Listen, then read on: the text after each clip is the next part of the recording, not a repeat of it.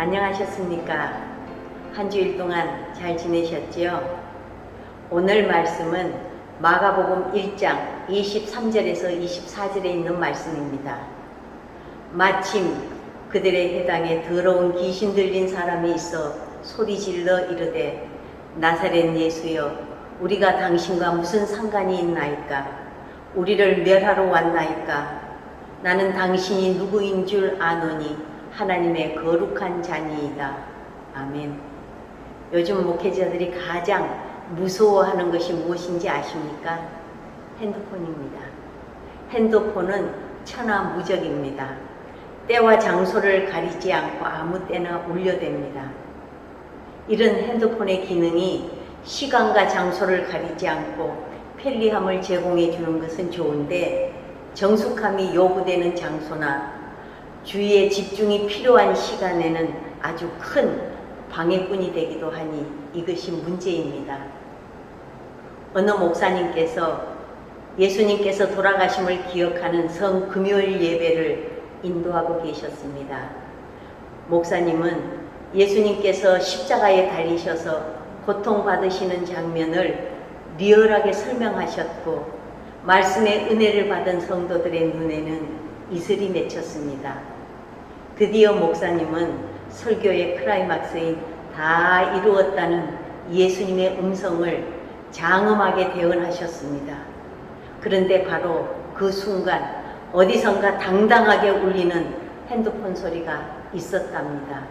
쾌지나 칭칭나네, 쾌지나 칭칭나네. 그 흥겨운 가락에 누군가가 킥킥거리고 시작했고, 마침내 예배당은 깔깔거리는 웃음바다가 되고 말았다는 겁니다. 우리는 본문에서 이와 똑같은 장면을 보게 됩니다.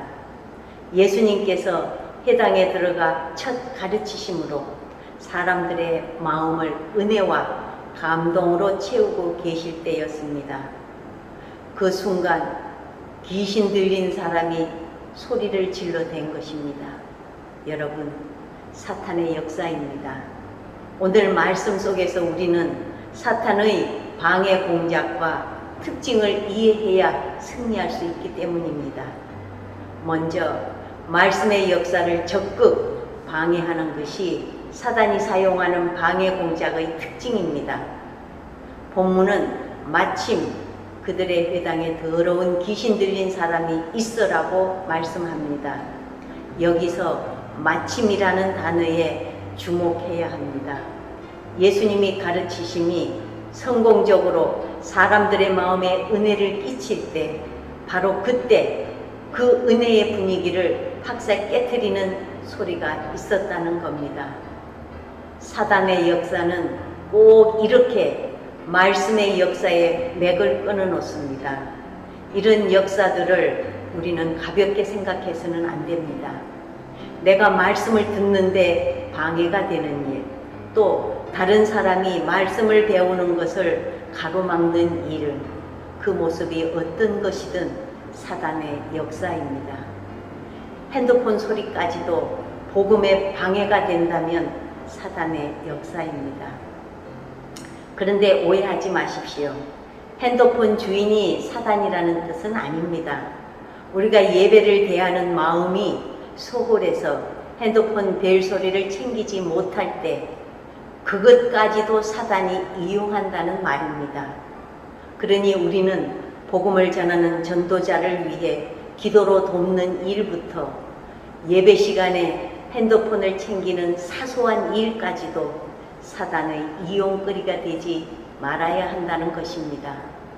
또 하나, 복음 앞에서 열등감을 갖게 하는 것이 사단이 사용하는 방해 공작의 특징입니다.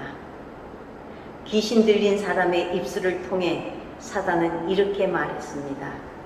나사렛 예수여, 우리가 당신과 무슨 상관이 있나이까? 우리를 멸하러 왔나이까?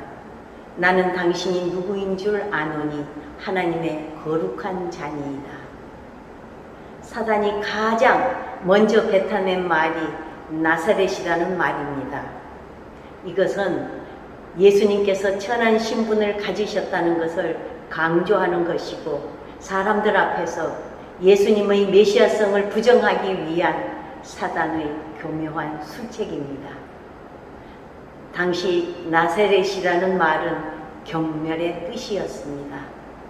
그래서 예수님께서 참 이스라엘 사람이라고 칭찬을 받았던 나다나엘까지도 나사렛에서 무슨 선한 것이 날 수 있느냐라고 반문했던 적이 있습니다. 사단은 예수님의 천한 신분과 하나님의 거룩한 자라는 말을 결합시켜 사람들 앞에서 예수님을 열등감에 몰아넣으려고 했던 것입니다.